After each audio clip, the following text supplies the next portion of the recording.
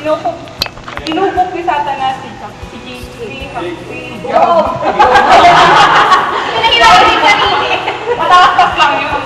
May isang lalaking Job ang pangalan at nakatira sa lupain ng Uz.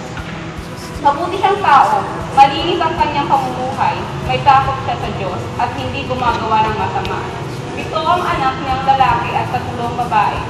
Marami siyang alila at siya ang pinakamayaman sa buong silangan. Ang tupa niya ay 7,000. 3,000 ang kaelyo, 1,000 ang baka, at 500 ang inahing asno. Ang mga anak niyang lalaki ay hali-hali, naghahanda ng kanilang bahay at tuwing na inaanyahan niyang mga kapatid niyang babae. Tuwing matatapos ang anumang handaan, maagang nagbabangon si Job. Kinabukasan upang ipaghandog ang kanyang mga anak sa pagbabakang sa kapaling lihim na nilalatastangan ng mga ito ng Diyos. Dumating ang panahon na ang mga anghel ng Diyos ay humarap kay Yahweh at kasama si Satanas. Tinanong ito ni Yahweh, ano ang gagawin mo ngayon? Nagpaparoon pa rito sa lahat ng sulok ng daigdig, sagot ni Satanas. Napansin mo ba ang lingkod kong Job? Tanong uli ni Yahweh. Wala siyang katulad sa daigdig. Malinis ang kanyang pamumuhay. Siya ay mabuting tao, may takot sa akin at hindi gumagawa ng masama. Lugtong pa ni Yahweh. Sumagot si Satanas. Si Job kaya ay matatakot sa iyo ng walang dahilan. Bakit nga ba siya matatakot sa iyo gayong pinagpala mo siya?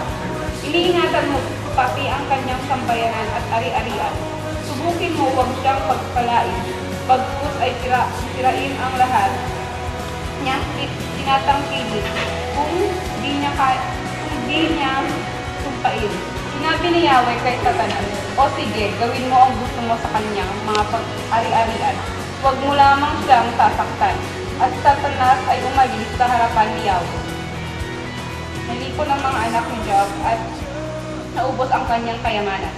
Isang araw, ang mga anak ni Job ay nagkakainan at nagiinuman sa bahay ng pinakamatanda sa magkakapatid. Di kabis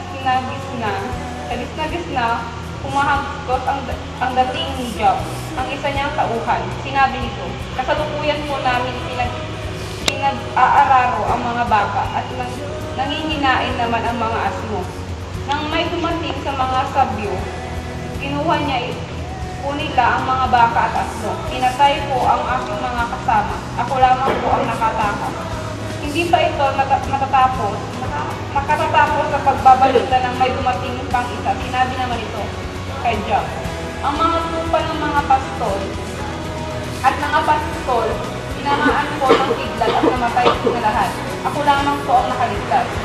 Umugong pa, halos ang palitan nitong may dumating na naman. Sabi niya, tinalakay po kami ng 3 pangkat ng mga Kaldeyo. Pinuha nila ang lahat ng kamelyo at pinatay ang mga pastol. Ako lamang po ang nakatakas.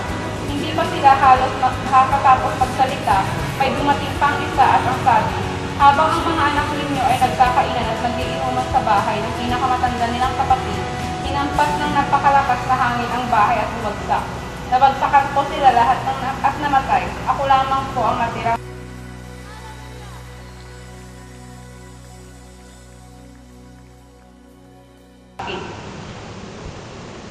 Sorry, ang nandri na batok pala. Natawag ko magbasa.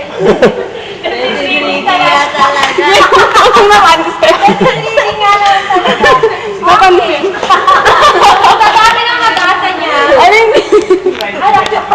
Ano yung naiintindihan natin? Subukan niya kung gano'n tayo ka-ano sa ating loyal. Okay. Ano pa? Ano pa? May yung nagbasa. May naiintindihan ko ba sa binasa mo? Pero kami mo, yung may